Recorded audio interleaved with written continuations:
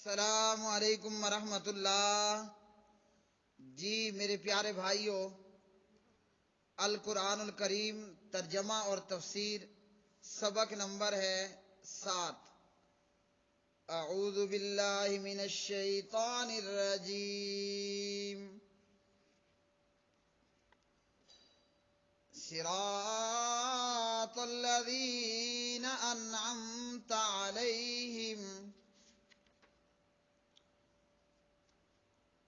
ان لوگوں کے راستے پر جن پر آپ نے انعام کیا۔ صراط راستہ، الذین ان لوگوں کا، انعمتا انعام کیا آپ نے، علیہم ان پر۔ پیارے بھائیوں، سورہ فاتحہ کی اس آیت مبارکہ میں اللہ سبحانہ و تعالیٰ نے ہمیں یہ سلیقہ بتلایا، اللہ نے ہمیں یہ طریقہ بتلایا کہ ہم اللہ وحدہ لا شریک سے یہ دعا کریں سورہ فاتحہ پڑھتے وقت کہ اے اللہ تعالی ہمیں ان لوگوں کے راستے کی رہنمائی عطا فرما کہ وہ لوگ جن پر آپ نے انعام کیا۔ اس سے پہلے کی آیت میں ہم نے یہ پڑھا کہ فاتحہ پڑھنے والا یہ دعا کرتا ہے کہ اے اللہ دکھا ہمیں راستہ سیدھا۔ اب سیدھا راستہ کن لوگوں کا ہے، اللہ رب العالمین نے یہ بتلایا، اور یہ بھی ہمیں ارشاد فرمایا کہ اللہ سے ہم نے ان لوگوں کے راستے کا سوال کرنا ہے جن پر اللہ رب العالمین نے انعام کیا، اور وہ انعام یافتہ لوگ ہیں۔ اب اس آیت مبارکہ کے حوالے سے بعض جوہلاء نے کہا کہ قرآن مجید میں اللہ نے تقلید کا حکم دیا ہے، اور تقلید کے حوالے سے بعض جوہلاء نے، بعض الناس نے اس آیت مبارکہ کو کوٹ کیا، حوالہ دیا راستہ ان لوگوں کا کہ انعام کیا آپ نے ان پر۔ تو یہاں اس آیت سے تقلید کا دور دور تک کوئی تعلق نہیں ہے۔ سورہ فاتحہ کی یہ آیت مبارکہ تقلید پر دلالت نہیں کرتی اور تقلید کے تعلق سے رہنمائی نہیں کرتی۔ اسی طرح بعض جوہلاء نے یہ بھی کہا کہ اس آیت سے انہوں نے فوت شدگان کے، پیغمبروں کے اور صدیقین کے اور شہداء اور صالحین کے وسیلہ پکڑنے کے حوالے سے بھی کہا۔ بعض جوہلاء نے یہ کہا کہ صراط الذین انعمت علیہم، اس سے جو ہے وہ ان لوگوں کا وسیلہ پکڑنا چاہیے جو پیغمبر تھے اور جو صدیقین تھے، شہداء تھے، صالحین تھے، یعنی فوت شدگان کا وسیلہ پکڑنا۔ اور وسیلے کے حوالے سے میں علیحدہ سے جواب دے چکا ہوں۔ تو سورہ فاتحہ کی اس آیت مبارکہ سے نہ تو وسیلے کے تعلق سے کوئی بات کی گئی، نہ تقلید کے حوالے سے، صرف یہ ہے کہ نماز میں یا نماز کے علاوہ میں سورۃ الفاتحہ پڑھنے والا اللہ سے یہ دعا کرتا ہے کہ راستہ ان لوگوں کا کہ اے اللہ جن پر آپ نے انعام کیا۔ اب یہ منعم علیہ، انعام یافتہ لوگ کون سے ہیں، اور ان انعام یافتہ لوگوں کا طریقہ، ان انعام یافتہ لوگوں کا راستہ، یا ان انعام یافتہ لوگوں کا ساتھ اور ان انعام یافتہ لوگوں کی معیت وہ حاصل کیسے ہوگی۔ اللہ رب العالمین نے انعام یافتہ لوگوں کو بیان فرمایا سورۃ النساء پارہ نمبر 5 میں اور اس کی آیت مبارکہ 69 میں۔ وَمَن يُطِعِ اللَّهَ وَالرَّسُولَ فَأُولَٰئِكَ مَعَ الَّذِينَ أَنْعَمَ اللَّهُ عَلَيْهِم مِّنَ النَّبِيِّينَ وَالصِّدِّيقِينَ وَالشُّهَدَاءِ وَالصَّالِحِينَ وَحَسُنَ أُولَٰئِكَ رَفِيقًا۔ اللہ رب العالمین فرماتے ہیں جو اللہ اور اس کے رسول صلی اللہ علیہ وسلم کی فرما برداری کرتے ہیں، جو اللہ تعالی اور اس کے رسول صلی اللہ علیہ وسلم کی اطاعت کرتے ہیں، فرمایا یہ اللہ اور اس کے رسول کی اطاعت کرنے والے ان لوگوں کے ساتھ ہوں گے جن پر اللہ نے انعام کیا۔ انعام یافتہ لوگ کون سے ہیں؟ انبیاء علیہم الصلاۃ والسلام، اور اسی طرح صدیقین، شہداء اور صالحین۔ صدیقین یعنی وہ لوگ جو سچے لوگ ہیں، اور صدیقین وہ لوگ جو بہت زیادہ سچ بولنے والے ہوں، اور اسی طرح بعض نے کہا جو کبھی جھوٹ نہ بولیں۔ بعض نے کہا صدیق وہ ہے کہ صدق کی عادت، سچائی کی عادت کی وجہ سے اس سے جھوٹ ناممکن ہو۔ تو یہاں اللہ رب العالمین نے فرمایا انعام یافتہ لوگ اللہ کے پیغمبر ہیں، انبیاء علیہم الصلاۃ والسلام، اور اسی طرح صدیقین اور شہداء جو کہ اللہ کی راہ میں جنہوں نے جان دے دی۔ شہداء شہید کی جمع ہے، اس سے مراد جنہوں نے اللہ کے راستے میں جان دی، اور اسی طرح امت محمد صلی اللہ علیہ وسلم کو بھی شہداء ہونے کا شرف حاصل ہے۔ صالحین اس سے مراد وہ لوگ ہیں جو ہر طرح عقیدہ اور عمل کے اعتبار سے نیک ہیں اور درست راستے پر ہیں، اور ہر قسم کے فساد سے محفوظ رہے۔ تو پیارے بھائیو، سورۃ الفاتحہ میں کہا اے اللہ ان لوگوں کا راستہ کہ جن پر آپ نے انعام کیا، اور یہ انعام یافتہ لوگ کون ہیں؟ انبیاء ہیں علیہم الصلاۃ والسلام، صدیقین، شہداء اور صالحین ہیں رضوان اللہ علیہم اجمعین۔ اب ان انعام یافتہ لوگوں کا ساتھ اور ان کی معیت کیسے نصیب ہوگی؟ انعام یافتہ لوگوں کی معیت، ان کا ساتھ کیسے نصیب ہوگا؟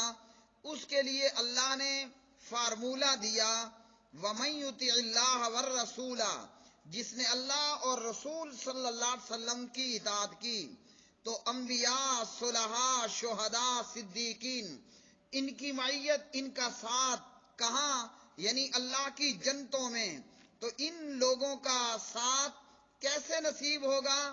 جب بھی کوئی شخص اللہ تعالیٰ اور اس کے رسول صلی اللہ علیہ وسلم کی اطاعت کرے گا، اور اطاعت سے ہی ان نیک لوگوں کا ساتھ ملنے والا ہے۔ تو یہاں پر تو اللہ نے نہ تقلید کی بات کی، نہ وسیلے کی کوئی ایسی بات ہوئی، اور جو فوت ہو چکا مرے ہوں کا وسیلہ پکڑنا یہ بدعت ہے۔ پھر مرے ہوں کو زندہ سمجھنا اور ان کو حاضر اور موجود سمجھنا تو یہ شرک بھی ہے۔ تو پیارے بھائیو، بندہ مومن یہ دعا کرتا ہے اے اللہ انعام یافتہ لوگوں کا ساتھ عطا فرما۔ اور اسی طرح صحابہ کرام رضوان اللہ علیہ مجمعین کہ جن کے تعلق سے ہمیں احادیث پڑھنے پر یہ معلوم ہوتا ہے کہ یہ ہستیاں، یہ حضرات دنیا میں بھی اور جنت میں بھی نبی علیہ الصلاۃ والسلام کی صحبت کا اشتیاق رکھنے والے، اللہ رسول اللہ کے پیارے نبی علیہ السلام کی معیت کا جو ہے وہ بہت زیادہ شوق رکھنے والے حضرات تھے۔ مثلا حضرت ربیعہ بن کعب اسلمی رضی اللہ تعالی عنہ ہیں، اور صحیح مسلم ہے۔ صحیح مسلم میں حدیث کا نمبر ہے 489۔ ربیعہ بن کعب اسلمی رضی اللہ تعالی عنہ کہتے ہیں کنت ابیت مع رسول اللہ صلی اللہ علیہ وسلم فاتیتہ بوضوعہ وحاجتہ فقال لی سل فقلت اسألک مرافقتک فی الجنہ قال او غیر ذلك قلت هو ذاک قال فإنی علی نفسک بکثرۃ السجود۔ ربیعہ بن کعب اسلمی رضی اللہ عنہ کہتے ہیں کہ میں نبی علیہ السلام کے پاس رات بسر کیا کرتا تھا، اور نبی علیہ السلام کے لیے پانی اور دیگر ضروریات کا اہتمام کیا کرتا تھا۔ ایک دن پیارے نبی علیہ السلام نے فرمایا، اے ربیہ کچھ مانگ لو۔ میں نے عرض کی کہ میں جنت میں آپ کی مرافقت کا، آپ کے ساتھ کا سوال کرتا ہوں، یعنی جنت میں آپ کے پڑوسی ہونے کا سوال کرتا ہوں۔ نبی علیہ السلام نے فرمایا، کوئی اور سوال، کچھ اور مانگنا ہے تو بتاؤ۔ ربیہ کہتے ہیں کہ میں نے عرض کی کہ بس یہی ہے۔ اس پر نبی علیہ السلام نے فرمایا، پھر سجدوں کی کثرت کے ساتھ اپنے بارے میں میری مدد کرو۔ تو پیارے بھائیوں، اس حدیث سے کیا معلوم ہوا کہ حضرات صحابہ کرام رضوان اللہ علیہ مجمعین کو پیارے نبی علیہ السلام کی معیت کا، آپ کے ساتھ کا دنیا میں بھی شوق تھا اور جنت میں بھی۔ تو اللہ سبحانہ و تعالیٰ سے ہم دعا کرتے ہیں کہ اے باری تعالیٰ، ہمیں ان لوگوں کا راستہ دکھا جن پر آپ نے انعام کیا، اور وہ انعام یافتہ لوگ، ان میں سر فہرست اللہ کے پیغمبر انبیاء علیہ الصلاۃ والسلام ہیں، اور ان کی محبت، اور صرف محبت کافی نہیں ہوگی، جبکہ محبت اور اخلاص کے ساتھ ساتھ عمل اور اطاعت بھی ہو۔ ضروری ہے کہ صرف محبت کا دعویٰ نہ ہو بلکہ عمل بھی ہو، اطاعت بھی ہو۔ اس لیے نبی علیہ السلام نے ربیہ سے کہا کہ کثرت سجود کے ساتھ، یعنی جتنی زیادہ نفل نماز پڑھو گے اسی قدر جنت میں میرا قرب حاصل ہوگا۔ اور اسی طرح عبداللہ ابن مسعود رضی اللہ تعالی عنہ راوی ہیں، فرماتے ہیں کہ جاء رجل الى رسول اللہ صلی اللہ علیہ وسلم فقال یا رسول اللہ صلی اللہ علیہ وسلم کیف تقول فی رجل احب قوما ولم يلحق بهم فقال رسول اللہ صلی اللہ علیہ وسلم المرء مع من احبا۔ ابن مسعود فرماتے ہیں، ایک شخص نبی علیہ السلام کے پاس آیا اور آ کر پوچھنے لگا کہ آپ اس شخص کے متعلق کیا فرماتے ہیں جو کچھ لوگوں سے محبت کرتا ہے مگر ابھی تک ان سے مل نہیں سکا، یعنی ان جیسے اعمال نہیں ہیں۔ تو نبی علیہ السلام نے فرمایا، آدمی اس کے ساتھ ہوگا جس سے اسے محبت ہوگی۔ صحیح بخاری حدیث نمبر 6169۔ اس حدیث سے بھی معلوم ہوا کہ بندہ جس سے محبت کرتا ہے اسی کے ساتھ ہی وہ قیامت میں ہوگا۔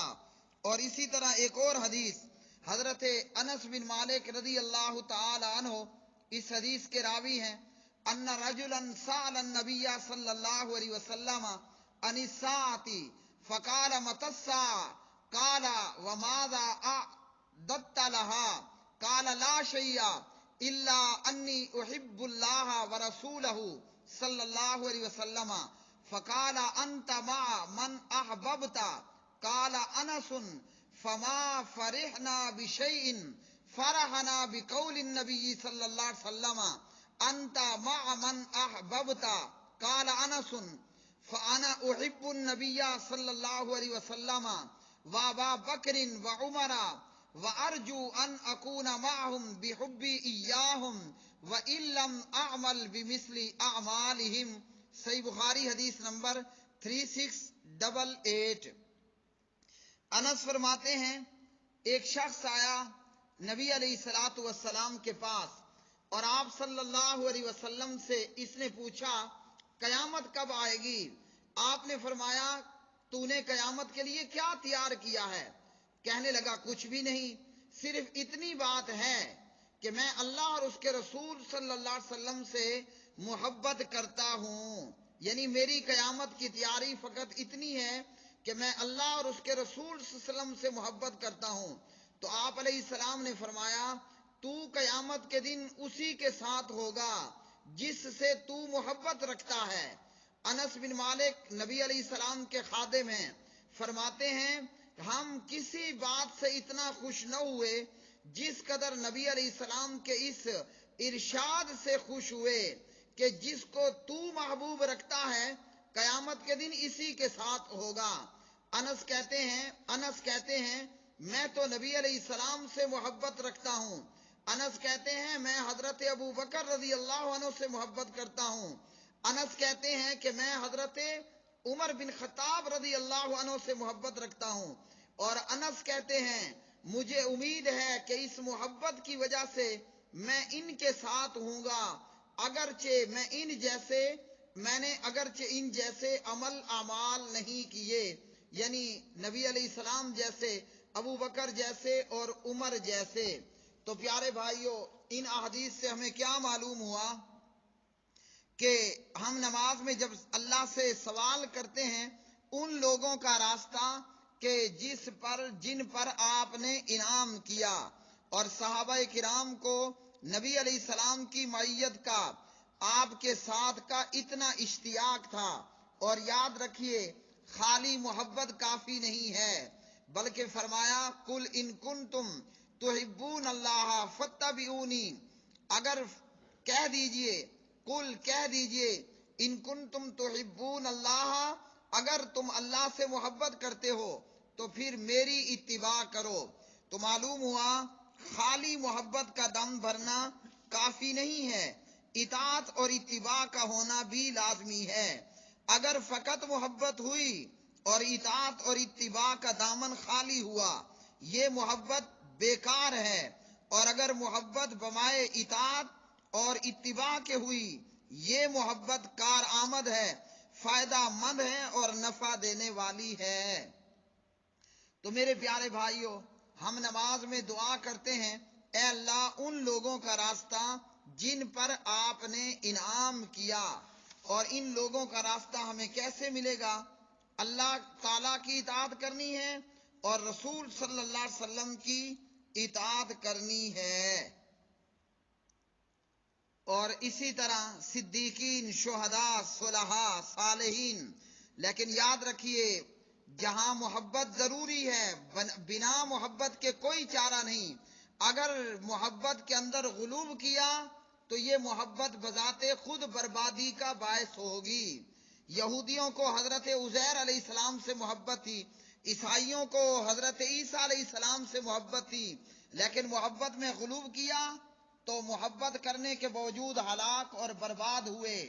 اور اسی طرح ہم مسلمانوں کے لیے بھی لازمی ہے ہم نبی علیہ السلام سے محبت کریں، صدیقین سے، شہداء سے، صالحین سے، لیکن اگر محبت میں غلو کیا اور نبی علیہ السلام کو ہم نے اللہ کے نور میں سے نور بنایا کہ وہ عہد تھا زمین پر، وہ عہد تھا آسمان پر، اتر پڑا زمین پہ احمد بن کر، تو یہ محبت میں غلو بربادی کا باعث ہوگا۔ اسی طرح صلحاء، صالحین کی محبت میں اگر غلو کیا تو یہ بھی بربادی ہے، کہ جیسے عبد القادر جیلانی کی محبت میں اور اسی طرح دیگر کی محبت میں، صحابہ کی محبت میں جو غلو کرتے ہیں وہ ہلاک اور برباد ہوتے ہیں۔ وآخر دعوانا ان الحمد للہ رب العالمین۔